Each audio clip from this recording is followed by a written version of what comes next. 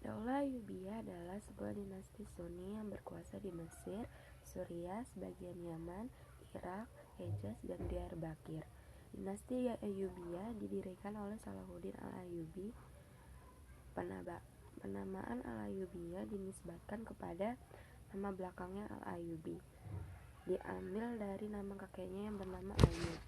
Dinasti Ayyubiyah merupakan keturunan Ayyub, seorang keturunan suku Kurdi dari Azerbaijan. Nama Ayyubiyah dikaitkan dengan nama ayah Salahuddin, yaitu Ayyub bin Shazi. Sebenarnya dinasti ini berbentuk persatuan, beberapa yang tunduk pada satu dinasti yang dipimpin oleh seorang anggota keluarga Ayyubiyah. Pendiri dinasti Ayyubiyah adalah Salahuddin al-Ayyubi, putra dari Najmuddin bin Ayyub.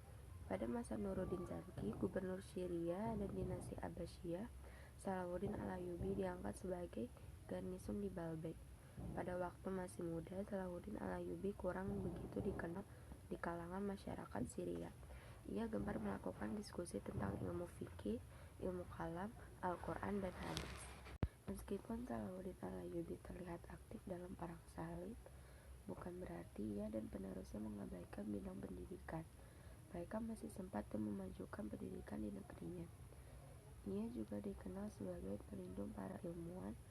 Melalui lembaga pendidikan, Salahuddin berusaha mengganti paham Syiah dengan paham Sunni.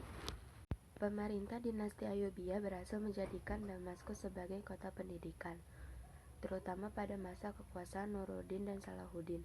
Damaskus, ibu kota Suriah, masih menyimpan jejak arsitektur dan pendidikan yang dikembangkan kedua tokoh tersebut.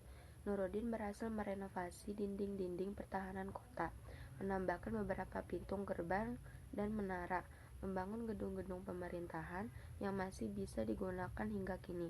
Juga mendirikan madrasah pertama di Damaskus yang terutama untuk pengembangan ilmu hadis. Madrasah ini terus berkembang dan menyebar ke seluruh pelosok Suriah.